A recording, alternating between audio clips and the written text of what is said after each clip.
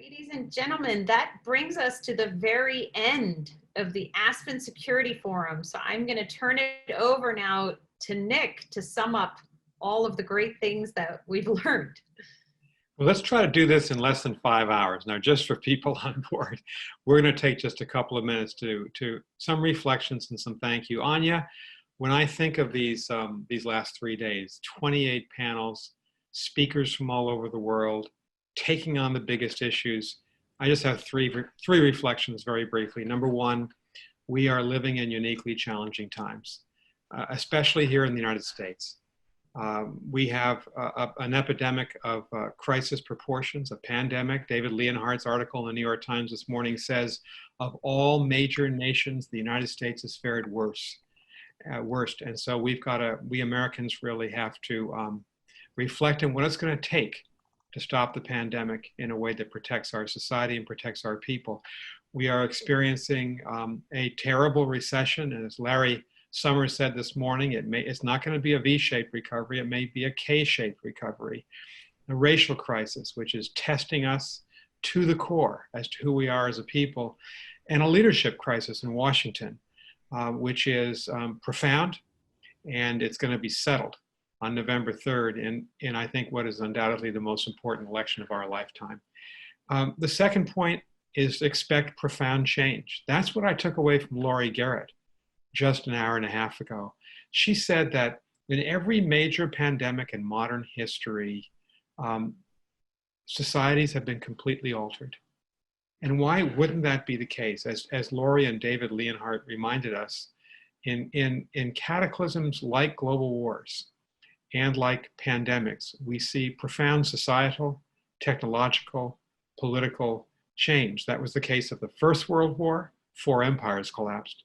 That was the case of the Second World War, when the United States emerged from the ruins of that war as a global power.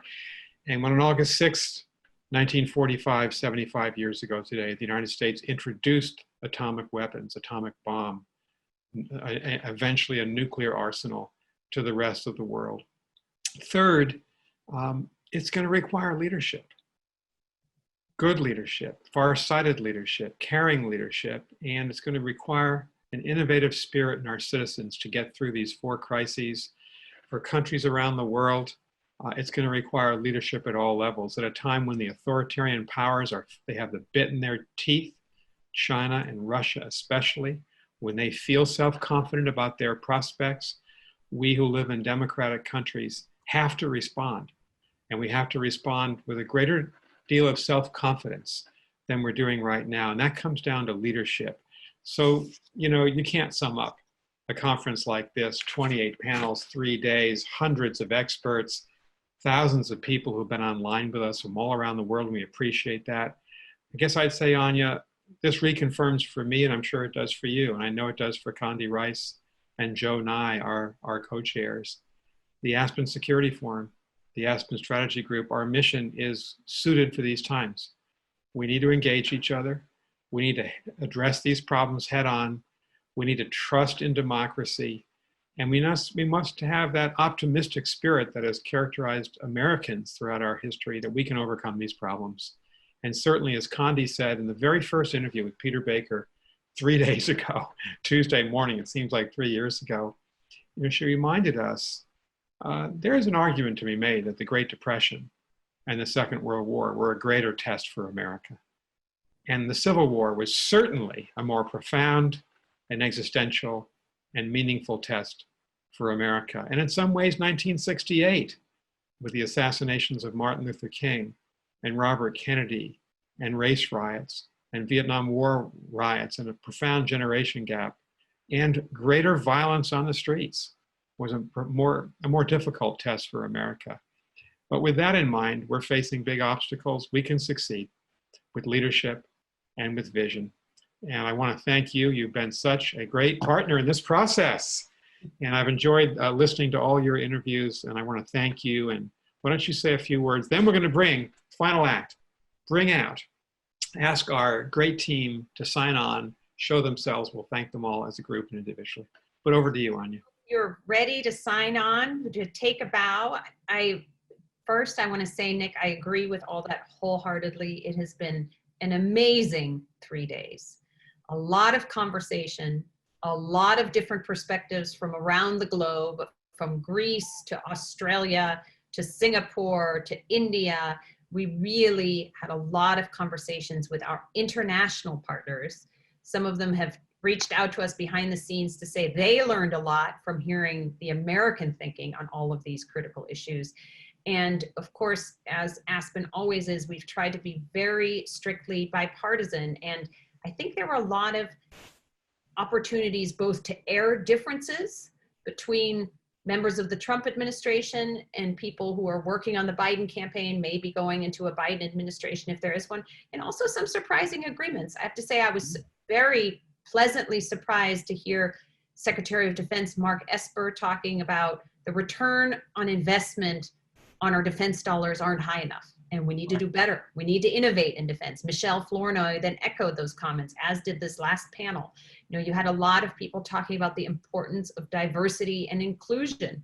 Yeah. Those are all important areas of agreement, and we need to start acting on them. And I just want to close by coming back to, why do we do this? Why do we spend 3 days talking about all parts of the world? And I think I was just touched by the fact that by complete chance, today, the last day of the Aspen Security Forum, is the 75th anniversary of the Hiroshima bombing.